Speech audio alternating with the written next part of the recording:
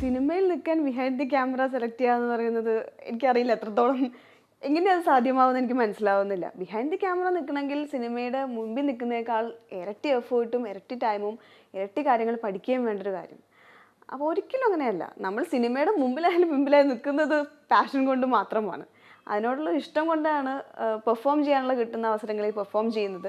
പഠിക്കാൻ കിട്ടുന്ന അവസരങ്ങളിൽ ബിഹൈൻഡ് ദി ക്യാമറ കാര്യങ്ങൾ പഠിക്കാൻ ശ്രമിക്കുന്നതും പാഷൻ കൊണ്ടാണ്. അല്ലാതെ എങ്ങനെയും ഈ ഇൻഡസ്ട്രിയിൽ നിൽക്കാൻ വേണ്ടിയിട്ടുള്ള അവസരമായിട്ട് എനിക്ക് തോന്നുന്നില്ല. അങ്ങനെ ഒരാൾക്കും ചെയ്യാനും പറ്റില്ല. ഓരോ സിനിമയിൽ നിന്നും ഒരു വലിയ പാഠങ്ങളൊന്നും ആയിരിക്കില്ല ചിലപ്പോൾ വരിക. വളരെ മൈന്യൂട്ടായിട്ടുള്ള കാര്യങ്ങളാണ്. ഈ സിനിമ ആക്ച്വലി എനിക്ക് ഷൂട്ടിംഗ് എക്സ്പീരിയൻസ് തന്നെ വളരെ രസകരമായിട്ടുള്ള ഒന്നായിരുന്നു.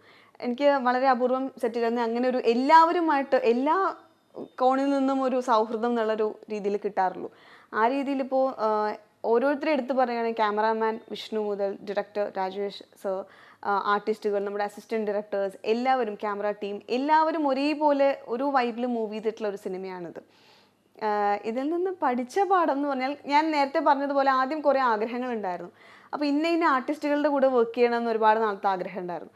അപ്പോൾ അന്ന് മുതൽ എൻ്റെ ലിസ്റ്റിലുള്ള ഒരാളാണ് ബിജു മേനൻ. ബാക്കി ഒരുമാതിരി ലിസ്റ്റൊക്കെ ഞാൻ കവർ ചെയ്തു. KPS ലളിത, സിദ്ദിഖ് ഇക്ക, അങ്ങനെയുള്ള ലിസ്റ്റ്, അമ്പിളി അങ്കിൾ ഒക്കെ കവർ ചെയ്ത്, സുകുമാരി അമ്മ, അങ്ങനെ ഒരുപാട് ആഗ്രഹങ്ങളുണ്ടായിരുന്നു. അതിലുള്ള ഒരാളായിരുന്നു ബിജു മേനൻ എന്ന് പറയുന്നത്. അപ്പോൾ ബിജുവിൻ്റെ കൂടെ ആക്ട് ചെയ്യാൻ സാധിച്ച ഓരോ മൊമെൻറ്റും, അദ്ദേഹത്തിൻ്റെ കൂടെ നിന്നിട്ടുള്ള ഓരോ ഷോട്ടും എന്ന് പറഞ്ഞാൽ ഒരു എക്സ്പീരിയൻസ് തന്നെയായിരുന്നു. അതൊരു ലേണിംഗ് എക്സ്പീരിയൻസ് തന്നെയായിരുന്നു. കാരണം അദ്ദേഹം സീനിയർ ആയിട്ടുള്ള ഒരു ആർട്ടിസ്റ്റാണ്. ഷോട്ടിൽ വന്ന് നിൽക്കുമ്പോൾ അദ്ദേഹത്തിൻ്റെ കാര്യം മാത്രം നോക്കി എന്തായാലും അദ്ദേഹത്തിൻ്റെ ഭാഗം മികച്ചതാക്കി അദ്ദേഹം പെർഫോം ചെയ്യും. അത് മാത്രം നോക്കി തിരിച്ചു പോകേണ്ട കാര്യമേ ഉള്ളൂ. പക്ഷെ നമ്മളും കൂടെ ഷോട്ടിൽ നിൽക്കുമ്പോൾ നമ്മളെയും ഒന്ന് കറക്റ്റ് ചെയ്യാൻ, അല്ലെങ്കിൽ ആ ഒരു കംപ്ലീറ്റ് സീൻ നന്നായി വരണം എന്നുള്ള ആഗ്രഹത്തോടു കൂടി ഒപ്പം നിൽക്കുന്ന ആർട്ടിസ്റ്റുകൾ എന്താണ് പെർഫോം ചെയ്യുന്നത്, അവരുടെ എവിടെയാണ് മൈനസ് ആയിട്ടുള്ളതെന്ന് കണ്ട് അതൊന്ന് അപ്ഡേറ്റ് ചെയ്യാനുള്ള ഒരു മനസ്സുണ്ട് അദ്ദേഹത്തിന്. അത് തീർച്ചയായിട്ടും എന്നെ ആകർഷിച്ചൊരു കാര്യം തന്നെയാണ്. സീനിയർ ആർട്ടിസ്റ്റുകളിൽ പലപ്പോഴും അങ്ങനെ കാണാറില്ല. നമ്മുടെ ഭാഗം ചെയ്യാൻ പോവുക എന്നുള്ളൊരു ആറ്റിറ്റ്യൂഡേ പലരും കാണാറുള്ളൂ.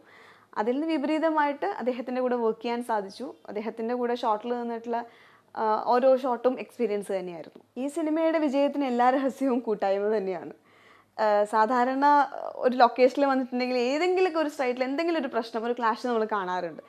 ഞാൻ ഷൂട്ട് ചെയ്ത, അല്ലെങ്കിൽ എൻ്റെ അറിവിൽ ഈ ഒരു സിനിമയുടെ ലൊക്കേഷനിൽ അങ്ങനെ ഒരു സംഭവമേ ഉണ്ടായിട്ടില്ല. അതിൻ്റെ ഏറ്റവും വലിയ കഴിവെന്ന് പറയുന്നത് ഡയറക്ടർ തന്നെയാണ്. ഒരു ക്യാപ്റ്റൻ, ആ ഒരു കംപ്ലീറ്റ് ടീമിനെ ഒരേപോലെ കൊണ്ടുപോകാൻ അദ്ദേഹത്തിന് സാധിച്ചത് കൊണ്ട് തന്നെയാണ്. പിന്നെ അതായിരുന്നു ടീമിൻ്റെ വിജയം. ഒരു കംപ്ലീറ്റ് എല്ലാ ആംഗിളിൽ നിന്നും ഒരേപോലെ ഫ്രണ്ട്ഷിപ്പുള്ള, ഇപ്പോൾ ബിജു മേനോന് അദ്ദേഹത്തിന് ക്യാരക്ടറിന് എത്രത്തോളം ഇമ്പോർട്ടൻസ് ഉണ്ടോ അതേപോലെ തന്നെ ഇമ്പോർട്ടൻസ് ഉണ്ട് ഇതിൽ ഹീറോയിൻ ക്യാരക്ടറിനും. ലക്ഷ്മി പ്രിയ കമ്പാരിറ്റീവ്ലി ഒരു പുതിയൊരു ആർട്ടിസ്റ്റാണ് മലയാളത്തിൽ, സെക്കൻഡ് മൂവി ആവുന്നതേ ഉള്ളൂ. അപ്പോൾ അവരുടെ പെർഫോമൻസും എടുത്തു പറയേണ്ട ഒന്ന് തന്നെയാണ്. ത്രൂ ഔട്ട് ദ സീൻസ് എല്ലാം മികച്ചു നിൽക്കുന്നു. അതേപോലെ തന്നെ ഒരു കൊച്ചു മകൻ ഇതിൽ അഭിനയിച്ചിട്ടുണ്ട്. ഒരു കൊച്ചു കുട്ടി ലൊക്കേഷനിലുണ്ടെങ്കിൽ അത്യാവശ്യം ബുദ്ധിമുട്ടുള്ള കാര്യമാണ് അവനെ ഒന്ന് ഹാൻഡിൽ ചെയ്ത് മികച്ചതാക്കി ക്യാമറയുടെ മുമ്പിൽ എത്തിക്കുക എന്നുള്ളത്. അതും ഡയറക്ടർക്കും നമ്മുടെ ടീം എല്ലാവരും ചേർന്ന് അവനെ ഹാപ്പിയാക്കി പാമ്പർ ചെയ്ത് തന്നെ പറയാം, പാമ്പർ ചെയ്ത് അവനെ കൊണ്ടുവരുന്നിരുന്നു.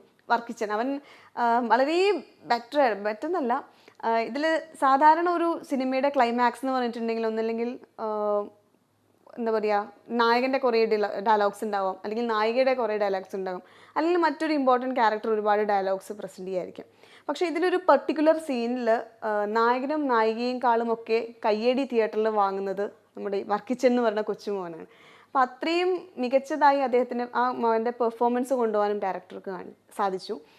ക്യാമറാമാൻ മുതൽ ഇതിൽ അഭിനയിച്ചിട്ടുള്ള ഒരു ഷോട്ടിൽ വന്നിട്ടുണ്ടെങ്കിലും അദ്ദേഹത്തിന് അതിന് ഇമ്പോർട്ടൻസ് സിനിമയിൽ കൊടുത്തിട്ടുണ്ട്. അങ്ങനെ കംപ്ലീറ്റ്ലി ഒരു ടീം വർക്കിൻ്റെ റിസൾട്ട് തന്നെയാണ് സോൾട്ട് മാംഗോ ട്രീ എന്ന് പറഞ്ഞ സിനിമ. ഇപ്പോൾ ഒന്നും ചെയ്യുന്നില്ല, നൃത്തത്തിൽ എക്സ്പെരിമെൻ്റ് ഒന്നുമില്ല. പക്ഷെ ഞാൻ പഠിച്ചത് പക്ക ക്ലാസിക്കൽ ഡാൻസാണ്. ഭരതനാട്യം, മോഹിനിയാട്ടം, അതാണ് പഠിച്ചിട്ടുള്ളത്. അപ്പോൾ അതിൽ നിന്ന് മാറി നമ്മുടെ സ്റ്റേജ് ഷോസൊക്കെ വന്നപ്പോഴാണ് മറ്റു രീതിയിലുള്ള ഡാൻസ് പെർഫോമൻസുകൾ ചെയ്യാൻ തുടങ്ങിയത്. അപ്പോൾ തിയേറ്റർ ചെയ്യണം എന്നൊരാഗ്രഹമുണ്ട് മനസ്സിൽ. അപ്പോൾ ഒരാളിങ്ങനെ നമ്മൾ സംസാരിച്ച് വരുന്നു. അപ്പോൾ നൃത്തവും തിയേറ്ററും കൂടെ ചേർന്നിട്ടുള്ള ഒരു ഐഡിയ മനസ്സിലുണ്ട്. അതിൻ്റെ വളരെ ഇനീഷ്യൽ സ്റ്റേജിൽ മാത്രമാണ്. അപ്പോൾ ഇതുവരെ ഞാൻ എക്സ്പെരിമെൻ്റ് ഒന്നും ചെയ്തിട്ടില്ല നൃത്തത്തിൽ. അറിയാവുന്നത് പഠിക്കുന്നു, അല്ലെങ്കിൽ ഒരു കൊറിയോഗ്രാഫറുടെ കീഴിൽ പഠിക്കുന്നു, പെർഫോം ചെയ്യുന്നു എന്ന് മാത്രമേ ഉള്ളൂ. അപ്പോൾ കുറച്ചുകൂടെ വെറൈറ്റി ഓഫ് ഡാൻസ് പഠിക്കണം എന്ന് ആഗ്രഹമുണ്ട്. അതിനുശേഷം ഞാൻ ഈ പറഞ്ഞ പോലെ ഇത് രണ്ടും ബ്ലെൻഡ് ചെയ്തിട്ടുള്ള ഒരു പ്രൊജക്റ്റ് മനസ്സിലുണ്ട്. അപ്പോൾ അതും ഒന്ന് ചെയ്യണം. മിക്കവാറും 2016 അംബീഷൻസിൽ ഉള്ള കാര്യങ്ങളാണ് ഇതെല്ലാം.